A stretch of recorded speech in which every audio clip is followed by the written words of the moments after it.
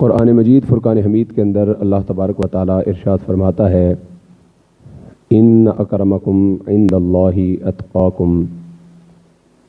کہ بے شک اللہ تبارک و تعالی کی بارگاہ کے اندر مقرب بندہ وہی ہے جو تقوی اختیار کرتا ہے۔ گزشتہ 2 جمعوں سے اولیاء کرام کے کچھ خواص کے حوالے سے ہم آپ کے سامنے معروضات پیش کر رہے ہیں۔ ایک جمعے پہ ہم نے حضور صلی اللہ علیہ وسلم کا فیض کس طرح اولیاء کے ذریعے امت تک پہنچتا ہے، اس حوالے سے آپ کے سامنے معروضات پیش کیں، اور گزشتہ جمعے میں اولیاء کرام کے ذریعے سے ظاہر ہونے والی کرامات کے متعلق ہم نے قرآن و حدیث کی روشنی میں آپ کے سامنے کچھ معروضات پیش کیں۔ اب اگلا اس کا سٹیپ یہ ہے کہ اللہ تبارک و تعالیٰ کا ولی بنتا کیسے ہے، بندہ اللہ تبارک و تعالیٰ کا قرب کیسے حاصل کرتا ہے، مقام ولایت پر کیسے فائز ہوتا ہے۔ کیا کوئی عام بندہ اللہ تبارک و تعالیٰ کا کامل ولی بن سکتا ہے؟ اس حوالے سے علماء کرام کے مختلف اقوال ہیں۔ سب سے پہلا قول تو یہ ہے کہ نبوت جو ہے یہ وہبی ہوتی ہے، کسبی نہیں۔ وہبی کا مطلب ہوتا ہے اللہ کی عطا کردہ، اور کسبی اسے کہتے ہیں جو بندہ خود محنت کر کے کمائے۔ نبوت کے حوالے سے تو علماء کرام کا یہ متفقہ فیصلہ ہے کہ نبوت وہبی ہی ہوتی ہے، اللہ ہی کی طرف سے عطا ہوتی ہے۔ کوئی بندہ محنت کر کے، مجادلہ کر کے، عبادت و ریاضت کر کے اللہ کا نبی نہیں مان سکتا۔ لیکن ولایت کے حوالے سے علماء فرماتے ہیں کہ ولایت جو ہے یہ ہمیشہ وہبی نہیں ہوتی، بلکہ بعض لوگ محنت کر کے اللہ تعالیٰ کی بارگاہ میں عبادات و ریاضات کر کے بھی اللہ تبارک و تعالیٰ کی بارگاہ کے اندر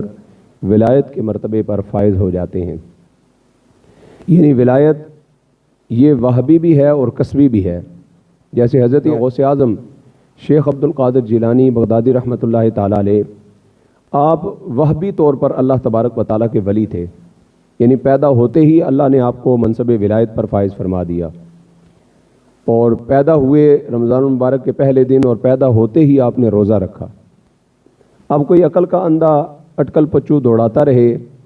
کہ جی عقل نہیں مانتی کہ پیدا ہونے والا بچہ بغیر خوراک کے کیسے رہا اور اس نے روزہ کیسے رکھا، تو اس کی عقل کا ماتم ہی کیا جا سکتا ہے اور تو کچھ نہیں۔ لیکن اللہ تبارک و تعالیٰ کے اولیاء جو پیدائشی اللہ کے ولی ہیں، اللہ نے ان کو یہ صلاحیتیں بھی عطا فرما رکھی ہیں۔ لیکن ولی کامل ہونے کے لیے یہ لازم نہیں کہ وہ کسی بڑی گدی کا سجادہ نشین ہو، اس کے آگے پیچھے بھاگنے والے لوگ موجود ہوں، اس کے سر کے اوپر اچھی خوبصورت دستار سجی ہوئی ہو، اس کے ہاتھوں کے اندر موٹے موٹے دانوں والی تسبیح ہو۔ یہ کوئی ولایت کا معیار نہیں ہے۔ ہاں یہ ہمارے ہاں اب اس کو معیار بنا لیا گیا ہے، ہمارے ہاں اب اس چیز کو ولایت کے اندر شامل سمجھا جا رہا ہے کہ لوگ کہتے ہیں کہ ولی وہ ہوتا ہے جس کے ہاتھ کے اندر تسبیح ہو، ولی وہ ہے جس کی زبان ہر وقت چلتی رہے۔ لیکن یہ کسی ولی کے آستانے پر بیٹھنے والے، کسی گدی نشین جس نے اس گدی کو تجارت کا ذریعہ بنایا ہوا ہے، اس کی علامات تو ہو سکتی ہیں، اللہ کے ولی کی یہ علامات نہیں ہیں۔ یعنی کہیں بھی یہ چیزیں ولایت کے مرتبے پر فائز ہونے کے لیے نہیں لکھی گئیں کہ وہ بندہ اعلیٰ منصب پر ہوگا، کسی اعلیٰ خاندان سے اس کا تعلق ہوگا تو اللہ کا ولی بنے گا، یا اللہ تبارک و تعالیٰ کا ولی بننے کے لیے اتنا مال و دولت ہونا ضروری ہے، فلاں علاقے میں فلاں جو ہے وہ خاندان میں ہونا لازم ہے۔ نہیں، بعض اللہ کے ولی ایسے بھی ہیں جن کے والدین نو مسلم تھے، نئے مسلمان ہوئے تھے، اللہ تبارک و تعالیٰ نے بچوں کو منصب ولایت عطا فرما دیا۔ بعض اللہ تبارک و تعالیٰ کے ولی ایسے ہیں کہ جن کی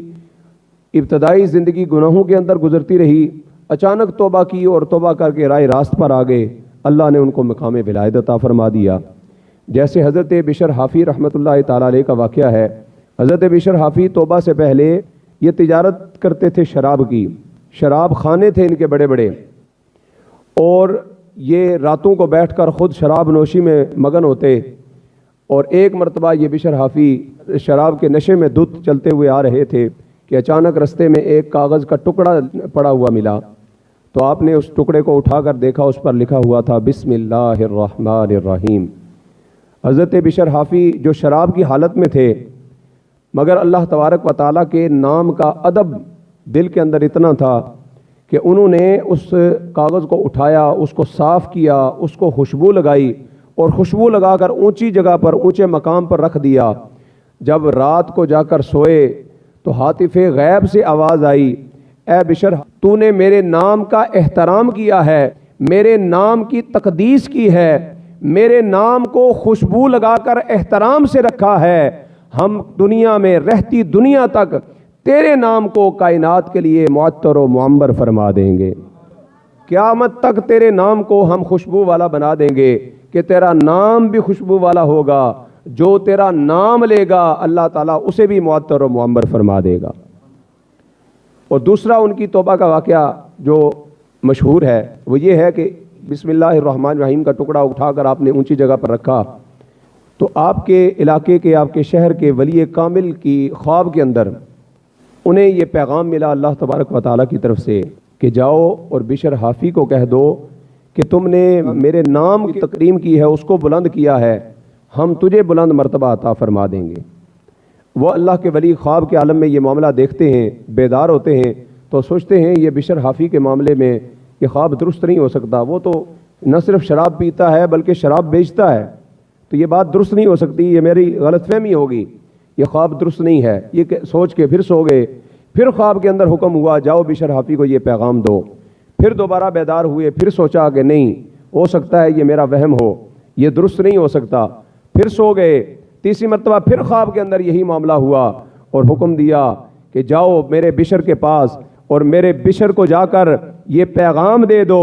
کہ تم نے میرے نام کو صاف کر کے احترام سے اوپر رکھا ہے، قیامت تک ہم نے تمہارے نام کو لوگوں کے سینوں میں بلند کر دیا ہے۔ اب اللہ کے ولی سمجھ گئے کہ واقعہ اللہ تبارک و تعالیٰ کا یہ پیغام ہے اور مجھے پہنچانا ہے۔ پتہ کیا گھر کے اندر بشر حافی کہاں ہے، پتہ چلا وہ شراب خانے میں ہیں۔ شراب خانے میں پہنچے اور وہاں جا کر بشر حافی کو آواز دی اور پکار کر کہا میں اللہ کا پیغام لے کر آیا ہوں۔ حضرت بشر حافی جو شراب کے نشے میں تھے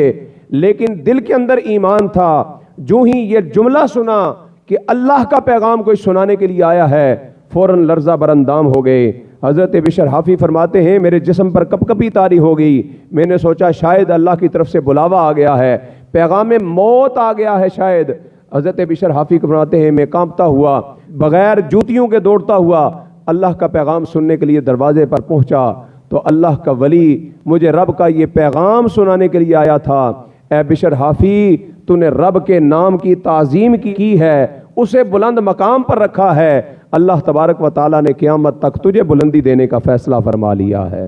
بلند آواز سے کہیں نا سبحان اللہ۔ اللہ تبارک و تعالیٰ نے تجھے بلندی دینے کا فیصلہ فرما دیا ہے۔ عقل اس بات کا ادراک نہیں کرتی کہ ایک دم سے بندہ جو ہے وہ کہاں سے کہاں پہنچ جائے، لیکن اللہ چاہے تو ایک شرابی کو بھی مقام ولایت پر فائز فرما دیتا ہے۔ کہیں ساری زندگی کی نیکیاں، عبادات و ریاضات، تہجد، تراویح، روزے، زکاتیں، حج منہ پر مار دیے جاتے ہیں، اور کہاں ایک مرتبہ ایک نام کی تعظیم کو اللہ اپنی بارگاہ کے اندر قبول فرما لیا کرتا ہے۔ اور پھر حضرت بشر حافی رحمۃ اللہ تعالیٰ علیہ کو اس ایسا بلند مقام و مرتبہ ولایت کا ملا کہ حضرت بشر حافی رحمۃ اللہ تعالیٰ علیہ کے اوپر ہر وقت اللہ تبارک و تعالیٰ کے انوار و تجلیات اور منکشفات آپ کے اوپر ہوتے رہتے تھے، اور اس لیے آپ اپنے پاؤں کے اندر جوتیاں نہیں پہنتے تھے۔ کسی نے پوچھا کہ آپ پاؤں کے اندر جوتیاں کیوں نہیں پہنتے، تو آپ نے فرمایا اللہ تعالیٰ قرآن مجید فرقان حمید میں ارشاد فرماتا ہے وَالْأَرْضَ فَرَشْنَاهَا، ہم نے زمین کو فرش بنا دیا ہے، زمین کو ہم نے فرش بنا دیا ہے۔ تو میری حیا اس بات کا تقاضا کرتی ہے کہ جس زمین کو اللہ نے میرے لیے فرش بنایا ہے میں جوتیاں پہن کر اس پر چلنا گوارا نہیں کر سکتا، لہٰذا جوتیاں نہیں پہنی ساری زندگی۔ لیکن اللہ تبارک و تعالیٰ نے آپ کو یہ مقام و مرتبہ عطا فرمایا کہ جب تک حضرت بشر حافی رحمۃ اللہ تعالیٰ علیہ مقام ولایت پر فائز ہونے کے بعد با حیات رہے، بغداد کی گلیوں میں رہنے والے جتنے بھی جانور تھے، بغداد کے رستوں میں گلیوں میں وہ پاخانہ نہیں کیا کرتے تھے کہ کہیں وہ پاخانہ اللہ کے ولی کے قدموں کے ساتھ لگ کر اس کے لیے تکلیف کا باعث نہ بن جائے۔ اور پھر جب آپ کے وصال کا وقت آیا، وصال ہوا، تو کسی نے دیکھا کہ کوئی جاندار، کوئی جانور چلتے ہوئے بغداد کی گلیوں میں پاخانہ کر رہا ہے، تو اس نے کہا لگتا ہے آج بشر حافی کا وصال ہو گیا۔ جب تحقیق کی گئی تو پتہ چلا ہاں واقعہ ہی بشر حافی وصال کر گئے ہیں۔ اس سے پوچھا بتا تجھے کیسے پتہ چلا؟ تو نے کہا لگتا ہے بشر حافی کا وصال ہو گیا۔ اس نے کہا کہ جب تک بشر حافی زندہ تھے بغداد کی کسی گلی کے اندر کوئی جانور بھی پاخانہ نہیں کیا کرتا تھا، آج رستے پر پاخانہ ہوا ہے، لگتا ہے وہ اللہ کا ولی دنیا سے وصال کر گیا۔ حضرات عزیز وقار، عقل اس بات کا تقاضا کرتی ہے کہ ایک جاندار ہے اور اس کو شعور نہیں ہے کہ کہاں پخانہ کرنا ہے کہاں نہیں کرنا۔ گلی میں آپ لے کر جا رہے ہیں، وہ نہیں دیکھتا کہ قریب سے کوئی نمازی گزر رہا ہے، بے نمازی گزر رہا ہے، بندہ ہے نہیں ہے، اس کو جہاں دل کرے گا پخانہ کر دے گا۔ اب جو عقل کے اٹکل پچو دوڑانے والے اور مقام ولایت کو اپنے عقل کے ترازو پر تولنے والے ہیں، ہم ان سے سوال کرتے ہیں بتاؤ ذرا کیا ایسا ممکن ہے کہ کوئی جاندار ہو اور وہ ایک اللہ کے ولی کے احترام کے اندر وہ ہر جگہ پر پخانہ کرتا نہ پھرے؟ تو کہیں گے نہیں نہیں نہیں نہیں، عقل نہیں مانتی۔ ہم نے کہا دنیا اس بات کی گواہ ہے، دنیا نے گواہی دی ہے کہ اللہ کا ایک ولی جو ولایت کے مرتبے پر فائز تھا، تو اللہ تبارک و تعالیٰ نے اس کا احترام بھی اپنی ساری مخلوق کے دلوں کے اندر ڈال رکھا تھا کہ مخلوق بھی اس کے چلنے کا احترام کرتی ہے، ادب کرتی ہے۔ اللہ تبارک و تعالیٰ نے یہ اس کو مقام و مرتبہ عطا فرمایا ہے۔ ہاں، عقل کو تنقید سے فرصت نہیں، عقل سے ہر بات نہیں تولی جاتی، عقل کو تنقید سے فرصت نہیں، عشق پر اعمال کی بنیاد رکھ، جسے اللہ چاہے جب چاہے مقام ولایت عطا فرما دیتا ہے، اور جسے چاہے اللہ ساری زندگی باتیں کرتا رہے، اللہ قبول ہی نہ کرے۔ لیکن بعض لوگ جو متقی ہوتے ہیں، صحیح العقیدہ ہوتے ہیں، اگر وہ اللہ تعالیٰ کی عبادت کرتے رہیں، حدیث قدسی آپ نے بارہا سن رکھی ہے، اس کا مفہوم ہے کہ اللہ تبارک و تعالیٰ فرماتا ہے فرائض کے علاوہ کوئی ایسا عمل نہیں ہے جس کے ذریعے سے بندہ اللہ کا سب سے زیادہ قرب حاصل کرتا ہو۔ سب سے زیادہ اللہ کا قرب فرائض کی ادائیگی سے ملتا ہے۔ اور پھر فرمایا اس کے بعد بندہ نوافل پڑھتا ہے، اللہ تبارک و تعالیٰ کی عبادت کرتا ہے، کرتے کرتے وہ اللہ تبارک و تعالیٰ کا اتنا مقرب بن جاتا ہے کہ فرمایا اللہ تبارک و تعالیٰ اس کے ہاتھ بن جاتا ہے جن سے وہ پکڑتا ہے، اللہ اس کے پاؤں بن جاتا ہے جس سے وہ چلتا ہے۔ تو اللہ تبارک و تعالیٰ یہ بھی تو ولایت کا مقام مرتبہ عطا فرماتا ہے، اور یہ کسبی طور پر بعض لوگوں کو مل سکتا ہے اگر بندہ اللہ تبارک و تعالیٰ کے بارگاہ میں اعمال صالح کرتا رہے، متقی ہو، عقیدہ اس کا درست ہو، نماز پنجگانہ پابندی سے ادا کرتا ہو۔ حضرت جنید بغدادی رحمۃ اللہ تعالیٰ علیہ، ان کا بھی واقعہ اسی طرح کا ہے۔ جنید نامی پہلوان ہے جو ہارون الرشید بادشاہ کے محل کے اندر اکھاڑے لڑتا ہے بڑے بڑے، اور بڑے بڑے پہلوانوں کو وہ چت کر دیتا ہے چند لمحوں میں، اور کوئی بڑے سے بڑا پہلوان جو ہے وہ اس کے مقابلے میں آ کر ٹھہر نہیں سکتا۔ اور پورے علاقے کے اندر یہ اعلان ہے کہ کون ہے جو آ کر جنید سے لڑے، جو لڑے گا، جو جیتے گا، اس کو یہ مراعات، یہ انعامات دیے جائیں گے۔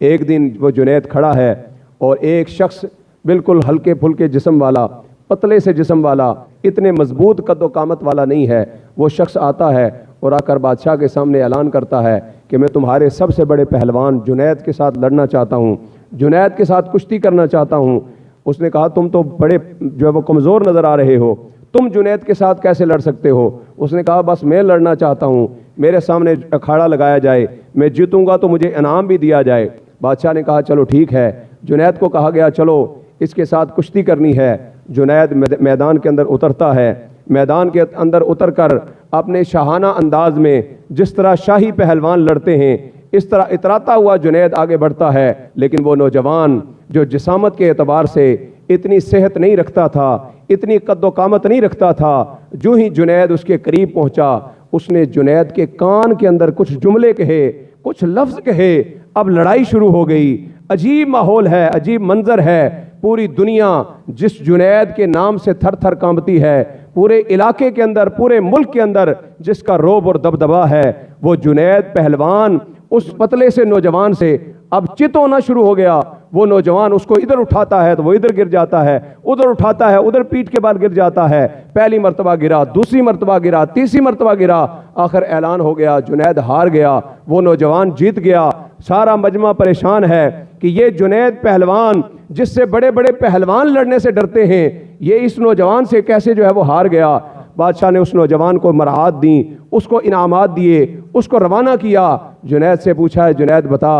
क्या हुआ, तू तो बड़े बड़े पहलवानों को चंद लम्हों में चित कर देता था, क्या हुआ आज इस पतले से नौजवान ने तुझे उठाकर ज़मीन पर पटक दिया। वो इशारा करता था तो ऐसा लगता था जैसे तो उसका गुलाम है, वो इशारा करता है तो ज़मीन पे गिर जाता है। आखिर क्या हुआ कि तूने पूरे मजमे में बादशाह सलामत को रुसवा कर दिया, आज से पहले ऐसा नहीं हुआ। तो जुनैद ने उस राज से पर्दा हटा दिया, मुनकशिफ कर दिया। उसने बादशाह को बताया, बादशाह सलामत, जब मैं मैदान के अंदर उतरा उस नौजवान ने मेरे कान के अंदर आकर एक जुमला कहा जिसे सुनकर मैं हारने पर मजबूर हो गया। कहा, उसने क्या कहा था? जुनैद कहने लगा, उस नौजवान ने मुझे एक जुमला कान के अंदर कहा है, उसने कहा, जुनैद मैं आले रसूल हूँ, मैं सैयद हूँ, नबी की औलाद हूँ और मोहताज हूँ, ज़रूरतमंद हूँ, मैं तुझसे अपनी ज़रूरत की वजह से लड़ने के लिए आया हूँ, नबी की आल होने की वजह से मेरा एहतराम करना। जुनैद कहते हैं मेरे कानों में ये जुमले पड़े कि मेरे मुकाबले में आले रसूल आया है, तो आले रसूल के एहतराम में अपना सर झुकाकर उससे हारने पर मजबूर हो गया हूँ। जुनैद रात को सोते हैं, सर की आंखें बंद होती हैं, दिल की आंखें बेदार होती हैं और कमली वाले की ज़ियारत नसीब हो जाती है। कमली वाला तशरीफ़ लाता है और ख्वाब में प्यारे आका व मौला सल्लल्लाहु अलैहि वसल्लम ने तशरीफ़ लाकर फरमाया, ए जुनैद तूने मेरी आल का एहतराम किया है, तूने मेरे बेटे को रुसवा होने से बचाया है, ए जुनैद तूने मेरे बेटे की इज्जत रखी है, हम क़यामत तक तेरी इज्जतों के सितारे बुलंद करने का ऐलान करते हैं, हम तुझे मकाम विलायत पर फायज करते हैं। ख्वाब में आकर उस जुनैद पहलवान को जो बिशारत अता फरमाई, जुनैद ने वो शाही अखाड़ा छोड़ा है। फिर अल्लाह की इबादत और रियाजत में ऐसा लगा है, हज़रत सिर्री सक्ती रहमतुल्लाह ताला अलैह जो अल्लाह के वली कामिल हैं, और वो अल्लाह के वली कामिल जिनके साथ जुनैद लगता है तो अल्लाह तबारक व ताला जुनैद को फिर जुनैद पहलवान नहीं रहने देता, उसे जुनैद बगदादी बना देता है, उसे वली कामिल बना देता है। और वो हज़रत सिर्री सक्ती रहमतुल्लाह ताला अलैह जो इस कदर अल्लाह तबारक व ताला की बारगाह में मकाम विलायत पर फायज थे। एक दिन आप तशरीफ़ ले जा रहे थे, हज़रत जुनैद बगदादी भी साथ साथ चल रहे हैं। हज़रत सिर्री सक्ती रहमतुल्लाह ताला अलैह ने देखा एक दरख्त के नीचे मजमा लगा हुआ है और लोगों ने हुजूम बनाया हुआ है। आपने हज़रत जुनैद बगदादी से फरमाया है, जुनैद जाकर देखो कि क्या हो रहा है। आप आगे बढ़े तो देखा, फरमाया कि एक शराबी शख्स है, शराबी नौजवान है, वो गिरा है शराब के नशे में एक नाली में, तो नाली के पानी की वजह से उसका चेहरा गंदा हो गया है और लोग उसको देखकर हंस रहे हैं। हज़रत सिर्री सक्ती रहमतुल्लाह ताला अलैह आगे बढ़े और उन्होंने आगे बढ़कर उस नौजवान को उठाया, उसके चेहरे को धोया, उसके जो ज़ाहरी शराब के असरात थे उनको दूर किया और अल्लाह तबारक व ताला की बारगाह में हाथ उठा के दुआ की, मौला इसके ज़ाहिर को साफ़ करना मेरा काम था, तू करीम है, इसके बातिन को भी साफ फरमा। ये जुमला कहकर हज़रत सिर्री सक्ती रहमतुल्लाह ताला अलैह वहाँ से तशरीफ़ ले गए। रात का वक्त हुआ, तारीकी हुई, आधी रात में हज़रत सिर्री सक्ती रहमतुल्लाह ताला अलैह बगदाद की जामे मस्जिद के अंदर इबादत करने के लिए, नवाफिल पढ़ने के लिए पहुँचते हैं। तो हज़रत सिर्री सक्ती रहमतुल्लाह ताला अलैह क्या देखते हैं कि जिस नौजवान का चेहरा उन्होंने धोया था वो मस्जिद में बैठ कर अल्लाह तबारक व ताला का जिक्र कर रहा है। वो शराबी नौजवान अल्लाह के ज़िक्र में मशगूल है। हज़रत सिर्री सक्ती रहमतुल्लाह ताला अलैह वर्ताए हैरत में मुब्तला हुए, या बारी ताला ये तो दिन को शराब में लथपथ था, शराब में मुब्तला था, इसको तूने मस्जिद में आने की कैसी तौफीक दे दी। तो हातिफ़ गैब से आवाज़ आई, ए सिर्री सक्ती तूने इसके ज़ाहिर को साफ़ किया था, हमने इसके बातिन को भी साफ़ कर दिया है। तूने ज़ाहिर धोया है, हमने बातिन को भी साफ़ कर दिया है। तो हज़रत वक़ार ये अल्लाह के वली हैं, ये सूफिया हैं जिनको अल्लाह तबारक व तआला ने ये मकाम व मर्तबा अता फरमाया कि वो किसी शराबी का मुंह धोते थे तो अल्लाह तबारक व तआला उसे भी मकाम विलायत पर फायज फरमा देता था। तो आज जो औलिया पर एतराज़ करने वाले हैं, ज़रा इनसे कहें ना, कभी तुम किसी को वज़ू सिखा दो, ज़रा किसी का मुंह धुला दो और फिर उसे मस्जिद में पहुंचा दो। खुद मस्जिद में जाने की जिसको तौफीक ना हो, खुद जुमा पढ़ने की तौफीक ना हो, खुद बाजमात नमाज पढ़ने की तौफीक ना हो, वो बैठा औलिया अल्लाह पर एतराज़ करना शुरू कर दे, वो अकल के अटकल पच्चू दौड़ाए और लोगों को गुमराह करना शुरू कर दे और वो कहे वली कुछ नहीं होता, अरे तुझे कुछ मिला नहीं तो इसलिए तू रोता है। जिनको मकाम विलायत मिला है और जिनको फिर उन वलियों से कुछ फैज़ मिला है, ज़रा उनके पास आकर देख, तुझे पता चलेगा अल्लाह तबारक व ताला वलियों के ज़रिए से क्या क्या मकाम मरातब अता फरमाता है कि निगाह वली में वो तासीर देखी, بدلتی ہزاروں کی تقدیر دیکھی، ہاں بدلتی ہزاروں کی تقدیر دیکھی، کیونکہ اللہ کیے جانے سے اللہ نہ ملے، یہ اللہ والے ہیں جو اللہ سے ملا دیتے ہیں۔